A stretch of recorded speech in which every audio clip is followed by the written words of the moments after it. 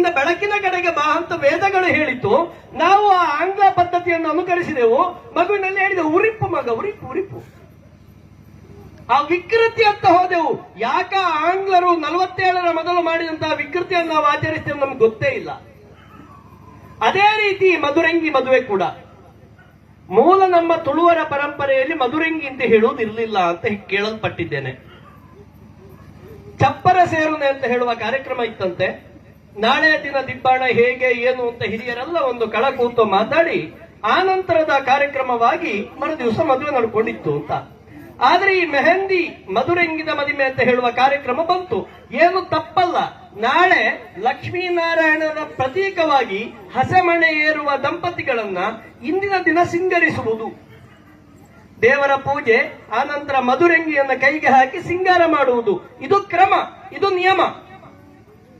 ಆದರೆ ಕಂಠಪೂರ್ತಿ ಕುಡಿದುಕೊಂಡು ಸಿಗರೇಟ್ ಅನ್ನು ಸೇದಿಕೊಂಡು ಹುಚ್ಚು ಕಟ್ಟಿಕೊಂಡು ಅಪ್ಪಲೂಸ ಅಮ್ಮಲೂಸ ಖಾಲಿ ಕ್ವಾರ್ಟರ್ ಬಾಟ್ಲಿನಂಗೆ ಲೈಫ್ ಅಂತ ಹೇಳಿ ಇಲ್ಲಿ ಕುಣಿದು ಕುಡಿದ ಪರಿಣಾಮ ಬೈಕಲ್ಲಿ ಹೋಗುವಾಗ ಅಪಘಾತ ಆಗಿ ಏನಾದರೂ ಹೆಚ್ಚು ಕಮ್ಮಿ ಆದರೆ ಅಲ್ಲಿ ಹೆಚ್ಚು ಕಡಿಮೆ ಆದ ಹುಡುಗನ ಹೆಣದ ಮುಂದೆ ಅವರ ತಂದೆ ತಾಯಿ ಕಣ್ಣೀರು ಹಾಕಿ ಶಾಪ ಆಗ್ತಾರಲ್ಲ, ಆಯನ ಮದಿಮೆಲ ಕಡೆ ಎನ್ನ ಮಗೆ ಪರಿಯೇ, ಎನ್ನ ಮಗಕ್ಕೆ ಪರ್ಪಾಯೇ, ಎನ್ನ ಮಗೆ ಇನಿ ತೀರದೆ, ಎನ್ನ ಮಗನ ಪುಣನ ಬೂರ್ಪಾತ ಆಯ ಎಲ್ಲ ಮದಿಮೆ ಪತ್ತ ಆಂಡ ಏತು ಬರಲಿಪ್ಪು ಅಂತ ಭೂಮಿಗೆ ಕೈ ಬಡಿತಾರಲ್ಲ. ಈ ಪ್ರಕರಣವನ್ನು ನಾವು ಅದೆಷ್ಟೋ ನೋಡಿದ್ದೆವು. ಎಷ್ಟೋ ಮೆಹಂದಿ ಕಾರ್ಯಕ್ರಮದಲ್ಲಿ ಕುಡಿದು ಆಕ್ಸಿಡೆಂಟ್ ಆದ್ದನ್ನ ಕಂಡಿದ್ದೆವು. ಎಷ್ಟೋ ಮೆಹಂದಿ ಕಾರ್ಯಕ್ರಮದಲ್ಲಿ ಹೊಸ ಕುಡುಕರು ಹುಟ್ಟಿಕೊಂಡಂತನ್ನು ನೋಡಿದ್ದೆವು. ಚಿಕ್ಕ ಚಿಕ್ಕ ಮಕ್ಕಳು ಕುಡಿಯುವುದನ್ನು ಕಲಿಯುವುದು ಮೆಹಂದಿಯಲ್ಲಿ ಧರ್ಮಕ್ಕೆ ಸಿಕ್ಕಿತ್ತಲ್ಲ. ಈ ದುರಂತವನ್ನು ನೋಡಿ ಯುವ ಕೇಸರಿಯ ಕಾರ್ಯಕರ್ತರು ನಿಗದಿ ಮಾಡಿದ್ರು, ಇನ್ನು ಮುಂದಕ್ಕೆ ಊರಿನಲ್ಲಿ ಇಂಥದ್ದು ನಡೆಯಬಾರದು. ನಮ್ಮ ಯುವ ಕೇಸರಿಯ ಬೆನ್ನೆಲುಬಾಗಿ ದುಡಿದವರು, ನಮ್ಮ ಜೊತೆಗೆ ಇದ್ದವರು ನಾಳೆಯ ಮದುಮಗ ಪ್ರವೀಣ್ ಕುಮಾರ್ ಅವರು ಇಲ್ಲಿಯವರಾದರೂ ನಮ್ಮ ಕೆದಿಲದವರು ಅಂತ ನಾವು ಹೆಮ್ಮೆಯಿಂದ ಹೇಳಿಕೊಡ್ತೇವೆ.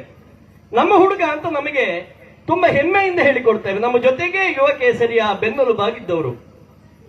ಅವರ ಈ ಬದಲಾವಣೆ ಮತ್ತು ಅವರ ಕ್ರಮ ಇವತ್ತು ಎಷ್ಟು ಬ್ಯುಸಿಯಲ್ಲಿ ಇದ್ರು ನಮ್ಮನ್ನೆಲ್ಲ ಪ್ರೀತಿಯಿಂದ ನಮ್ಮ ಸಹೋದರನ ಮದುವೆ ಅಂತ ಭರಿಸುವಾಗಾಯ್ತು. ಇದು ಕೇವಲ ಒಬ್ಬ ಪ್ರವೀಣನ ಮದುವೆಯಲ್ಲಿ ಆಗಬೇಕಾದ್ದಲ್ಲ, ಇಡೀ ನಮ್ಮ ತಾಲೂಕಿನಲ್ಲಿ ಇಂತಹ ಕಾರ್ಯಕ್ರಮಕ್ಕೆ ನಾವು ನಾಂದಿ ಆಗ್ತೇವ.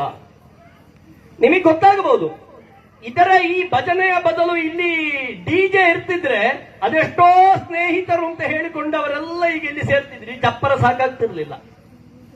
ಆದ್ರೆ ಇವತ್ತು ಬರುವುದಿಲ್ಲ. ಯಾಕೆಂದ್ರೆ ಪ್ರವೀಣರು ಕಳಿಸಿದ ಮೆಸೇಜ್ ಅಲ್ಲಿ ಉಂಟು,